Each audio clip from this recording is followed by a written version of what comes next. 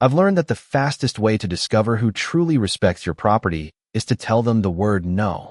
The first thing I saw that morning wasn't the sunrise over my ranch or the fog drifting across 1,600 acres my grandfather had once called the last piece of honest ground left in the county. It was a line of expensive SUVs stretching farther than I could count, their engines idling behind a brand-new steel gate that hadn't existed the day before. Men in golf shirts stood beside women clutching coffee cups that had long since gone cold, all staring at me as though I had personally stolen their morning.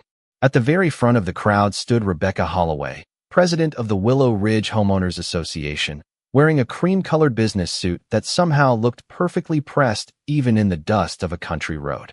Her face was bright red with frustration as she pointed toward me with one hand and toward the locked entrance with the other. "You can't do this," she shouted across the fence.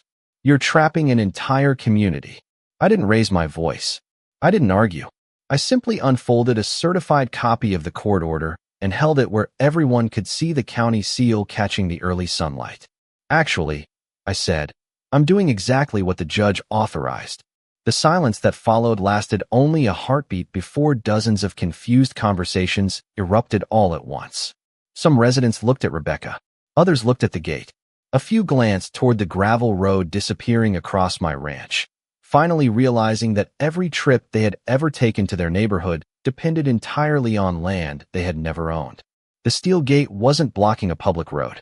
It was protecting private property my family had held for nearly 100 years.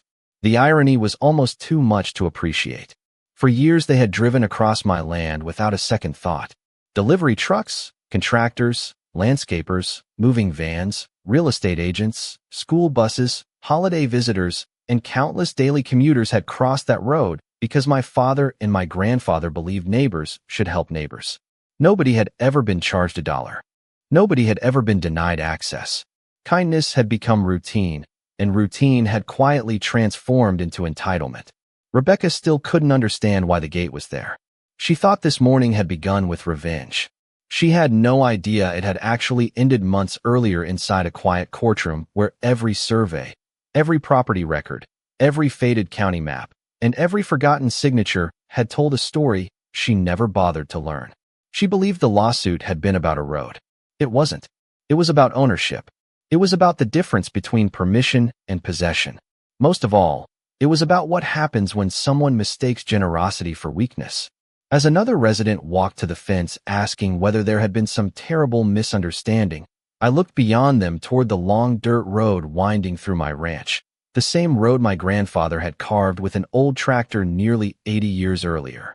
Watching it disappear into the rolling hills brought back the memory of the afternoon everything changed. The day I returned home believing I was simply taking care of my family's land, never imagining that one polite conversation with an HOA president would eventually decide the future of 1,600 acres and the only road an entire neighborhood believed belonged to them.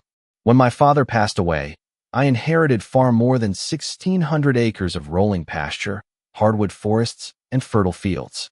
I inherited every sunrise he had ever admired from the front porch, every fence line he had repaired by hand, and every promise our family had quietly kept for generations. My name is Benjamin Carter. I am 53 years old, and I grew up believing that a person's word carried just as much weight as the signature on a legal document. That belief shaped every decision I made after returning to our family ranch outside the small town where I was raised. Life there followed a comforting rhythm. Every morning, I walked the property before breakfast, checking fences, greeting my horses, watching deer disappear into the trees, and stopping beneath the massive live oak that had stood near our driveway longer than anyone could. Remember, the dirt road cutting through the western edge of my land had always been part of that routine. My grandfather built it with borrowed equipment nearly 80 years earlier, so neighboring ranchers could reach the county highway more easily. Over time, the surrounding farmland slowly disappeared, replaced by carefully planned subdivisions with identical mailboxes, decorative stone entrances, and perfectly trimmed lawns. The largest development became Willow Ridge, a neighborhood that eventually depended entirely on the road crossing my property to reach the main highway. My father never charged anyone to use it. Neither did I. School buses rolled across it every weekday. Delivery drivers waved as they passed. Utility crews used it without asking. Families heading home from work drove by every evening, and I usually tipped my hat or lifted a hand from my pickup truck as they passed. I believed being a good neighbor did not require contracts or payment. It only required mutual respect.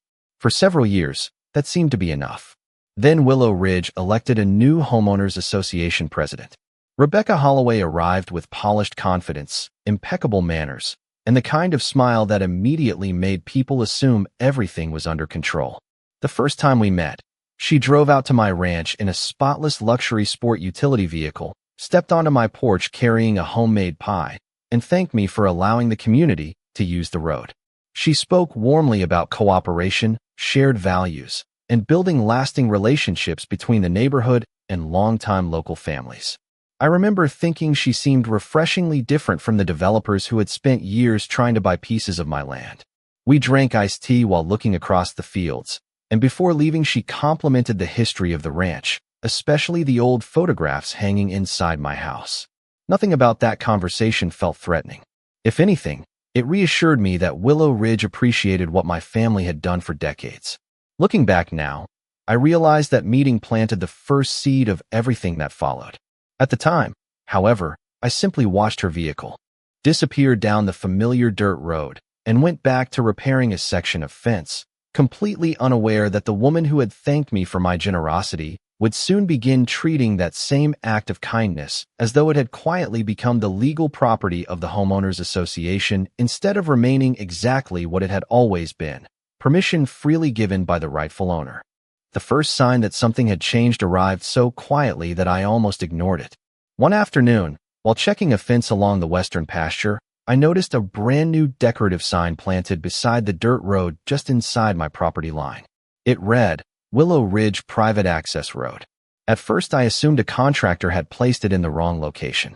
I drove over, pulled the post from the ground, and leaned it carefully against a nearby oak tree, planning to return it to the neighborhood office later that week. I thought the matter would end with a simple conversation. Instead, it marked the beginning of a campaign that grew more organized with every passing week. A few days later another sign appeared, this one larger and mounted in concrete. Soon afterward, I noticed survey flags stretching along both sides of the road. Fresh gravel had been spread across several sections without anyone asking my permission. Maintenance trucks rolled in and out as though they had been hired to improve property that belonged to the Homeowners Association instead of my family. Curious more than angry, I drove to the Willow Ridge Clubhouse and asked to speak with Rebecca Holloway. She welcomed me into her office with the same polished smile I remembered from our first meeting, but something in her tone had changed. She explained that because hundreds of residents depended on the road every day, the association had decided to begin maintaining it for the benefit of the community. I reminded her as politely as I could that the road remained entirely on private land and that any work performed there required my permission. She smiled again, although this time it did not reach her eyes. She calmly replied that long-term public use created certain expectations and that their legal advisors believed the association had acquired permanent rights through years of uninterrupted access. I had spent enough time around property law to recognize the difference between an opinion and a fact, yet I also understood that arguing across a conference table would accomplish nothing. I simply thanked her for the conversation and drove home. Over the following month, the situation escalated. Contractors installed small directional markers bearing the Willow Ridge logo. A landscaping company trimmed brush along the roadside without notifying me. I even found copies of a proposed neighborhood expansion map showing the road highlighted as community infrastructure. The final surprise arrived in the form of a thick certified envelope delivered to my mailbox on a quiet Thursday afternoon. Inside was a lawsuit filed by the Homeowners Association asking the court to declare that the road belonged to the community through a permanent legal easement. According to their complaint, my family no longer possessed the exclusive authority to control access because decades of unrestricted use had supposedly transferred that right. I read every page twice while sitting on my porch as the evening sun settled across the pastures. Then I folded the documents, placed them neatly back into the envelope, and looked toward the old dirt road stretching through the ranch. Rebecca believed years of generosity had erased nearly a century of ownership. She had mistaken courtesy for surrender, And although she did not realize it yet, every survey marker, every unauthorized improvement, every letter, and every claim she had made would soon become part of the evidence that proved exactly the opposite. Most people think winning a property dispute begins with hiring an aggressive lawyer. My father used to tell me the opposite. He always said that the strongest case is built long before anyone ever walks into a courtroom. Those words stayed with me as I placed the lawsuit inside a filing cabinet instead of reacting with anger. Rebecca Holloway expected an emotional response. She expected me to argue in public meetings, complain to neighbors, or trade accusations through the local newspaper. Instead, I quietly began gathering facts. The following Monday, I hired one of the most respected land surveyors in the state, a man whose family had been mapping ranches and farmland for more than 40 years. He spent several days walking every corner of my property, comparing modern satellite measurements with original county records. At the same time, I retained a title attorney who specialized in historic land ownership rather than neighborhood association disputes. His office requested every recorded deed, tax assessment, easement filing, probate transfer, and county archive connected to my ranch dating back nearly a century. I also contacted the County Historical Society, where an elderly archivist helped locate fragile subdivision maps from the 1920s, handwritten engineering notes, and original road construction records that had been preserved in climate-controlled storage. Every document told exactly the same story. The dirt road had been designed, built, maintained, and continuously owned by my family. No recorded easement had ever been granted to any developer, homeowners association, municipality, or private company. Permission had always been temporary, voluntary, and entirely under the owner's control. That distinction became more important with every page we uncovered. While my team quietly assembled evidence, Rebecca continued acting as though the outcome had already been decided. The Homeowners Association hired landscaping crews to maintain portions of the roadside, scheduled contractors to discuss future improvements, and even distributed newsletters describing the road as a permanent community asset. One neighbor I had known for years stopped by my ranch looking embarrassed.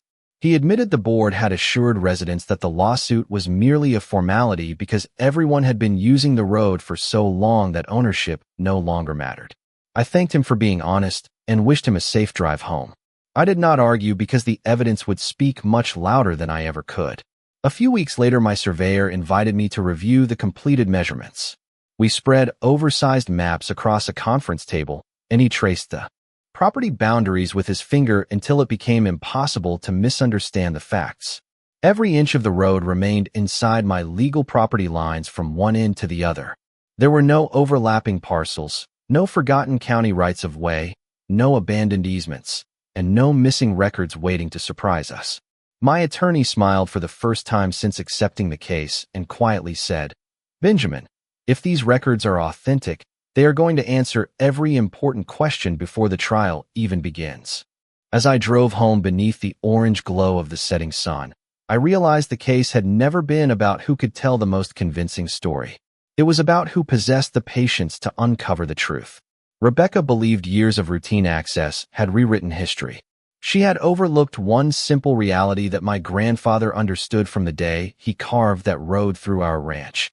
Generosity may open a gate, but only ownership decides who has the right to keep it open. The morning of the trial arrived with the kind of quiet confidence that only comes after months of preparation. I parked my pickup outside the county courthouse just after sunrise, carrying 2 weathered leather binders that contained nearly 100 years of my family's history. As I climbed the courthouse steps, I noticed Rebecca Holloway speaking with several members of the Homeowners Association board. They looked relaxed, smiling as they greeted their attorney, occasionally glancing in my direction with expressions that suggested they believed the outcome had already been decided. Rebecca even nodded politely as we passed one another in the hallway, the same polished smile resting comfortably on her face. I returned the greeting without saying another word. Inside the courtroom, everything moved with calm professionalism. The judge reviewed preliminary matters before inviting both sides to present their arguments. Rebecca's attorney spoke first. He explained that Willow Ridge residents had relied upon the road every day for many years, arguing that uninterrupted community use had effectively created a permanent right of access. Enlarged photographs of neighborhood, traffic, Maintenance records prepared by the association and statements from several residents were introduced to support the claim that the road had become essential infrastructure for the subdivision. The presentation was organized and confident, but as I listened carefully, I realized something important. Nearly every argument focused on convenience instead of ownership. When our turn arrived, my attorney stood without raising his voice. Rather than challenging emotions or questioning motives, he placed a large archival survey across the evidence table. The faded document, prepared in 1928, clearly outlined the original boundaries of my family's ranch. Next came certified deeds, tax records, probate transfers, engineering drawings, and county filings covering decade after decade without a single interruption in ownership. One by one, each document confirmed exactly the same fact. The road had always remained entirely within private property owned by my family. No recorded easement had ever been granted. No public dedication had ever been accepted. No legal agreement had transferred access rights to any developer or homeowners association. The surveyor testified that every modern measurement perfectly matched the historical records. The title attorney explained the uninterrupted chain of ownership in language so clear that even spectators in the gallery quietly nodded as each exhibit appeared on the courtroom screens. Then came the final piece of evidence. My attorney introduced letters written decades earlier by my grandfather, granting neighboring ranchers permission to cross the property whenever necessary. Every letter described the arrangement as temporary permission that could be withdrawn by the owner at any time. Those handwritten pages transformed the entire case. What the Homeowners Association described as permanent rights had actually begun as simple acts of neighborly generosity. I glanced toward Rebecca for the first time that morning. The confidence that had filled her expression outside the courtroom had slowly disappeared. She studied the exhibits with growing concern as the judge reviewed each record carefully, occasionally asking questions that focused not on how often the road had been used, but on whether any legal document had ever transferred ownership or established a permanent easement. When the answer remained the same every single time, the courtroom grew remarkably quiet. Months of assumptions were colliding with nearly a century of documented facts, and for the first time since the lawsuit had been filed, it became unmistakably clear that the road everyone believed belonged to the community had always belonged to the ranch that my family never stopped protecting.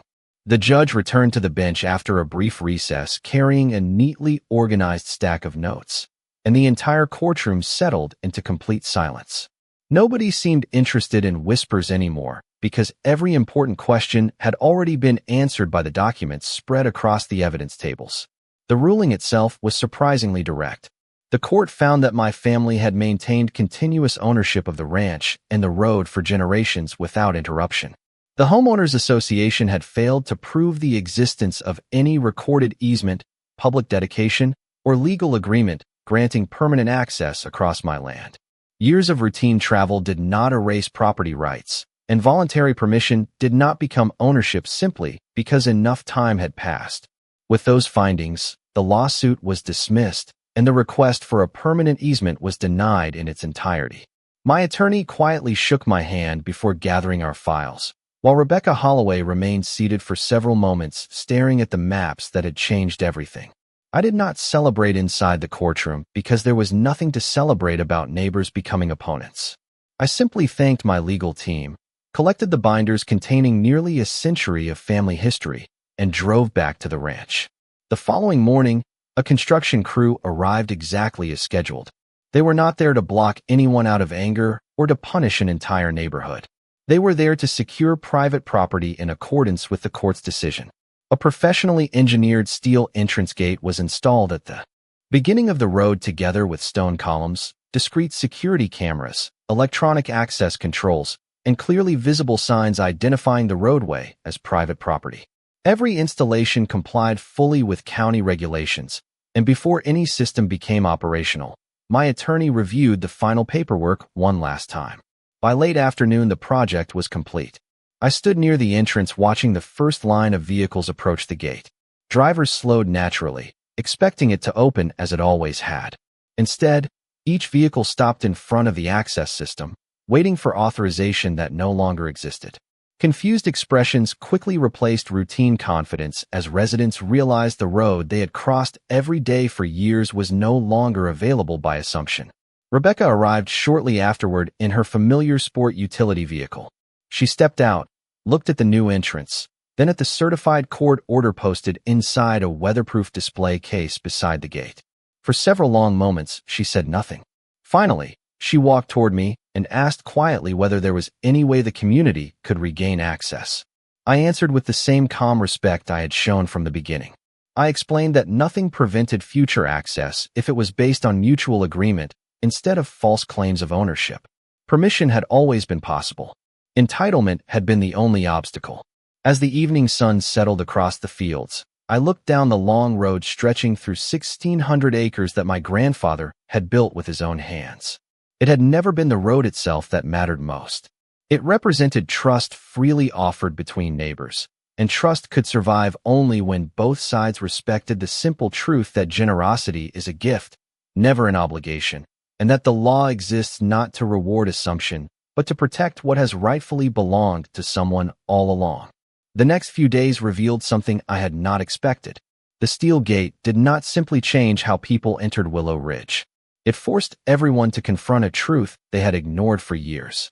Every morning a line of vehicles formed outside the entrance, while residents searched for answers that no longer came from confident speeches at Homeowners Association meetings. Some blamed the court. Others blamed the developers who had built an entire neighborhood around a road they never legally secured. Before long, however, the conversation settled on the only question that truly mattered. How had the association allowed this to happen in the first place? Local newspapers summarized the court's decision with surprising accuracy, explaining that the dispute had never been about closing a road, but about proving ownership. The county records had spoken more clearly than any argument ever could. As more residents learned the details, frustration inside Willow Ridge shifted away from me and toward the board that had promised an easy victory.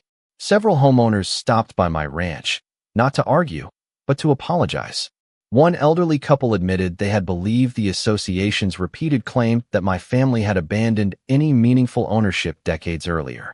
After reading the court filings themselves, they realized they had been given only part of the story. I thanked them for their honesty and reminded them that none of this had ever been personal. My disagreement had always been with false legal claims, never with families trying to get home after work. Meanwhile, the Homeowners Association held an emergency meeting that quickly became the subject of conversation throughout the county. Residents demanded explanations about the legal fees, engineering expenses, consultant contracts, and months of confident assurances that the lawsuit could not fail.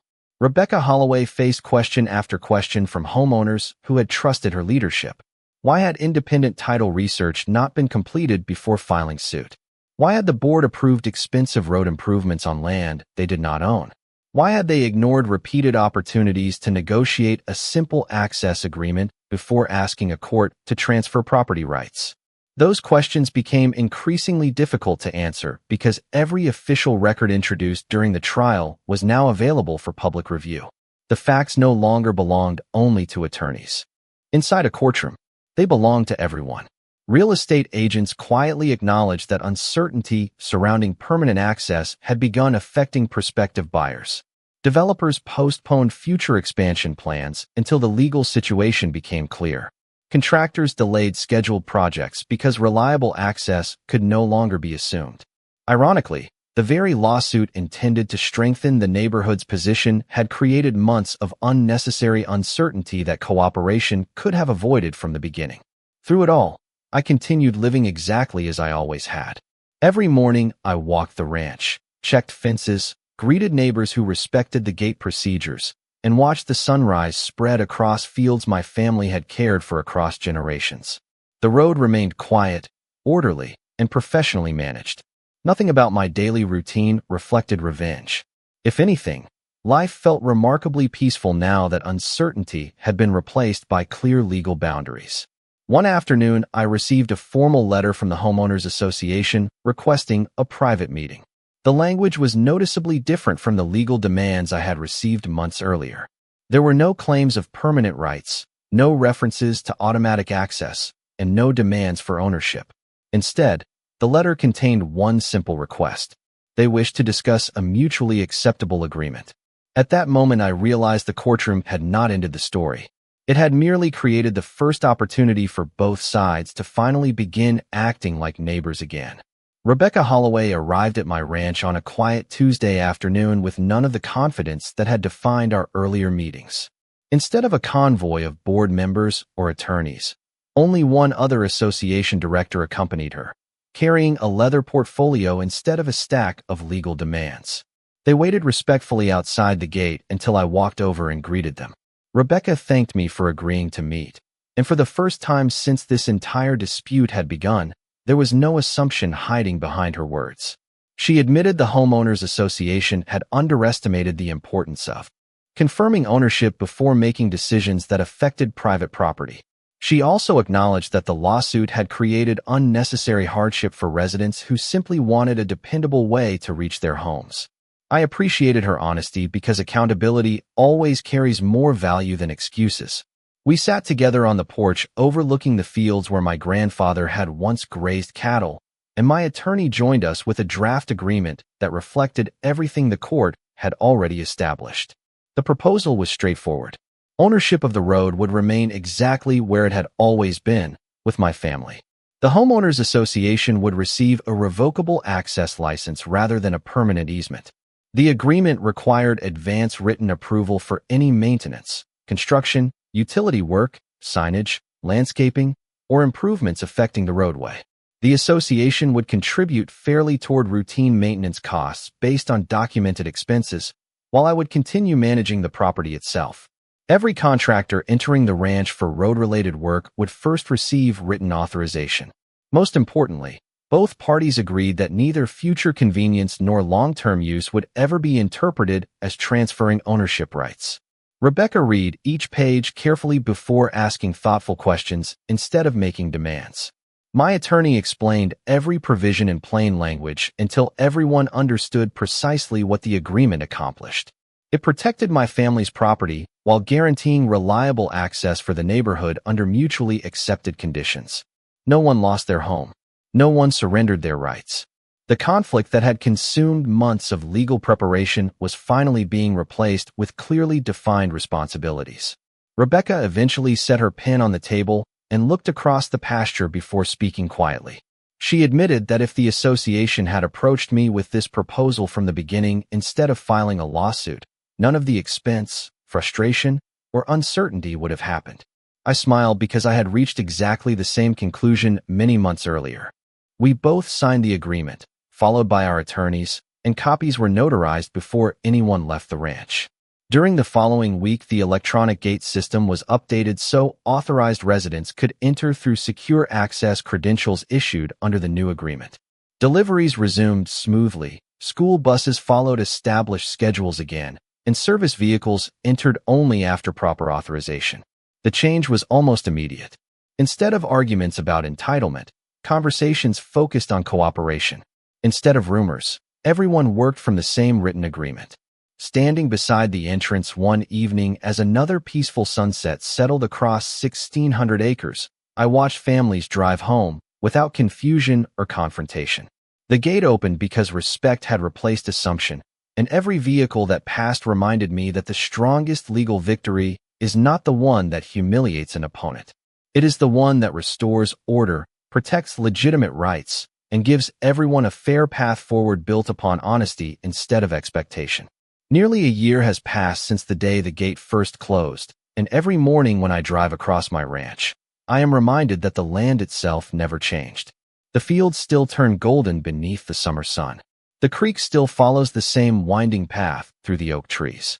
The old barn still casts its long shadow across the pasture every evening. What changed were the people who finally understood the difference between sharing something and surrendering it.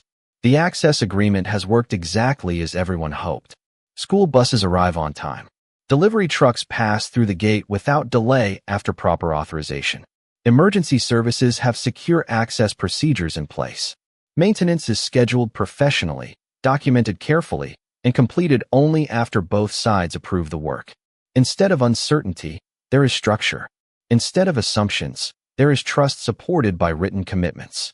Rebecca Holloway remained president for only a short time after the lawsuit ended.